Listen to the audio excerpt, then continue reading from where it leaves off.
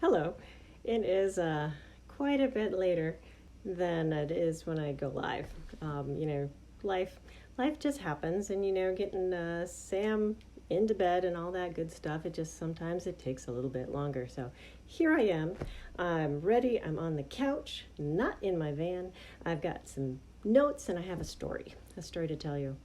You know, uh, let's see. It was like last week when we went up to Tionesta, Pennsylvania, and it's so peaceful there. We are right on the Allegheny River. Beautiful, beautiful. No cell service, no Wi-Fi. Very much out in the boondocks. And what we did is we floated down the river every day. We floated down the river on inner tubes every day. And, it's fun because everybody has their different tubing personalities. Some people are very peaceful and, all zenned out and, let's look at the baby deer on the river getting a drink, and there were those too. But Sam and I have a very similar tubing personality. We like to splash, we like to tip everybody, and try and stand on the tubes. Yeah, we're those people. And so we were always paired up together. And, one of the things that we had to do to pair up is we tied our inner tubes together with 10 foot of rope, so he couldn't go sailing down the river and I can't catch up, so we were always connected. And he had his life jacket on. The adults, we actually didn't wear life jackets, but perhaps we should have as I get into this story. So anyway, on the final day of our time up there in Tionesta, we tried to go canoeing. But up the river where we were going to go canoeing, it was pouring rain, and there were, storms and things, and we just couldn't do it. And so down farther in our section of the river, it looked fine. It looked totally fine. Of course, we couldn't see all of the sky because, it wasn't like where we used to live in Minnesota where there's this huge sky. And, for miles, it's prairie and farmland and huge. You could see what was coming for miles. No, not like that. Instead, we were down in the riverbed and it was straight up walls of trees, trees and a hill, basically. And so we just had this little section that we could see. And, it was sunny. And we were down from where all of the, action was. So we thought, we're fine. I have to note that my oldest son, Ben, would not join us. He thought we were nuts. So it was Steve, my husband, and my daughter, and then Sam and I. And we decided we're going to go. We're going to go and have some fun with this. So we did. And maybe we should have paid attention to that little bit of nagging feeling, and the extra cold water in the river and the colder air. But we didn't, so we just went and said, we're going to have a great time. And we reached the widest part of the river. And that's when, in that little expanse, of sky that we could see, that's when the darkest clouds ever came over us.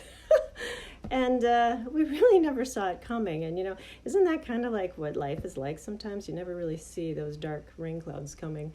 You know what it's like. I'm sorry. I'm sorry to tell you that you have cancer. I'm sorry your child has autism. I'm sorry there was an accident. I really don't love you anymore. I want a divorce. And it pours. And it pours. And the rain pours down. Now, at about this time in the river, when the dark clouds came over, we were at the widest part of the river. And it was a slower going pace, but there's still the current that would move us along. And the clouds, they opened up and they rained, I suspect, like in the days of Noah, when, the rain waters came down and the floods came up, except in this case, we were in inner tubes. We weren't in an ark. And the wind was so strong, it was blowing us against the current and just holding us there. And the rain was coming so hard. It hurt. Later on, I found out my daughter thought it was actually hailing. It was so strong, and it just didn't stop. It just kept coming.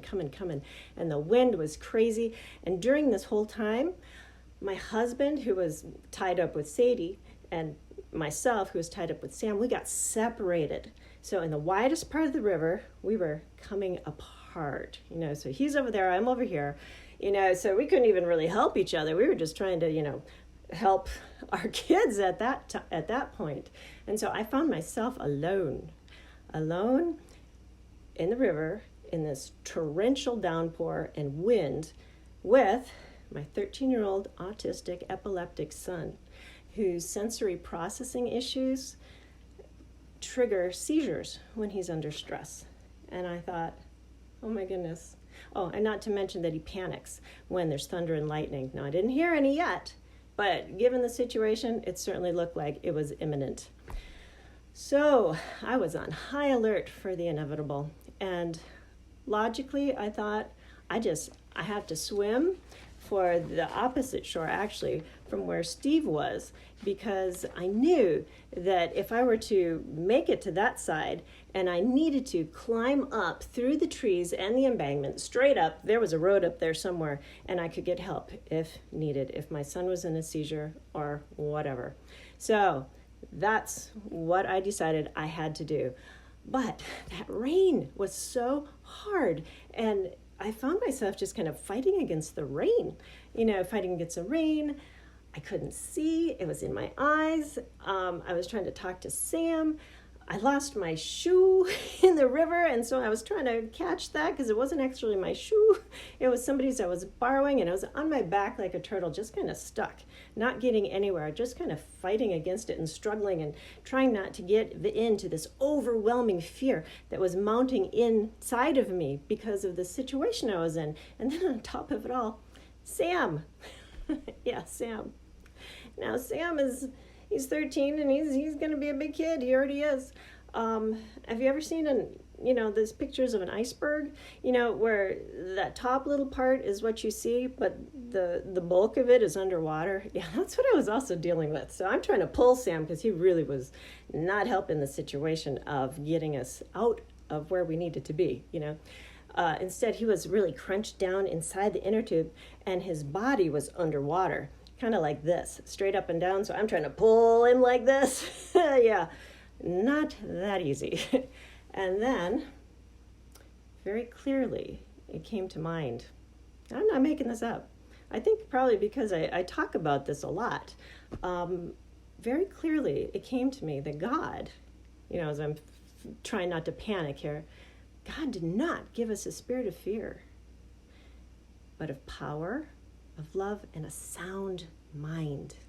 And in that moment, I thought, okay, what is my strongest swimming stroke? I need to be calm.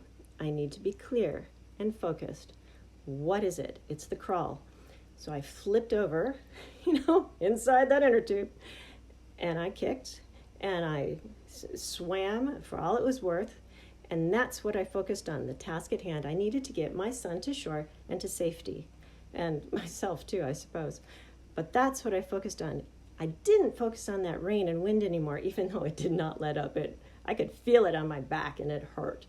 I just kept going. But in that moment, I had an assignment. I had a task. I had a duty of getting Sam over to the other side and to safety. And you know what? There was no one else who was charged with that task at that moment. It was me. It was me. And God knew that in him, I was strong enough for that. I was strong enough for the task that he had given me. And only then, when I switched my focus from off of all that rain and wind and scary stuff, did I start making progress. When I focused on the task at hand, rather than all the rain, I moved forward. And I was so aware, keenly, that God was with me in that. And you know what? In Isaiah 43:2, I wrote this down. When you pass through the waters, I will be with you.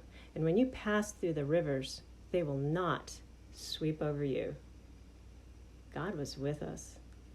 I think sometimes in life, I think we think about God as kind of standoffish, like he got it into motion and he got it going, and he's just kind of watching, but not really involved. He's just kind of there. He's a good guy. He's got our back, right? But he's not really there with us. But no, That's a lie. That is not true. What's it say? I will be with you. He was with us. You know what? He wants to do this adventure with us. He wants to do it with us. Think about that. Now, we love movies with the hero and the heroine, doing amazing things despite, all the rain that's coming down on them. I love Marvel. What can I say? I'm a total DC Marvel geek, but I love it, And, we cheer for that heroine and go, yes, despite, the bullets and the whatever's coming at them and all the rain. That's what we do. And what sets our heroes apart is what they're focusing on. Did you ever see that Wonder Woman? Oh, yeah. I love this one. It just came to me. When she's like, we can do this, guys. And she charges into the line of German soldiers. And, she's like, ching, ching, just focusing, fighting off the bullets kind of thing, chinging off her. And she's going ahead, regardless of what's coming at her. Yes, we love that. And you know what? I think we really get into that because deep down inside, we know we were created for an adventure. We know it. We were created for more. We were created, to carry out the assignment that God has given us in this life. We're made for more. We really were, despite all the rain that's going to come down on us. And people, there's going to be so much rain because there certainly is. So where is your focus? Where's your focus? And what is your assignment? Stop cursing at the rain and yelling at the wind and focus on doing the mom thing, doing the parent thing, doing the spouse thing, doing the business thing, maybe perfecting a sport or a hobby, something like that really ignites your fire. What did God create you for? What did he make you enjoy? He put that in you, He did.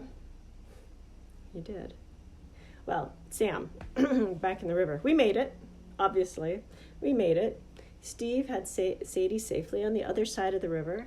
I had Sam safely on this side. It was still raining. It started letting up, once we made it. And I asked Sam, I said, Sam, are you okay? As I'm like, I really got to work out. I said, Sam, are you okay? And he said, yeah, Mom, I'm okay. And he wasn't panicked, and all of that. My Sam did not panic. Instead, he said, yeah, Mom, I was praying. I was praying for us, Mom. And then he said, Jesus, Mom, Jesus is in control.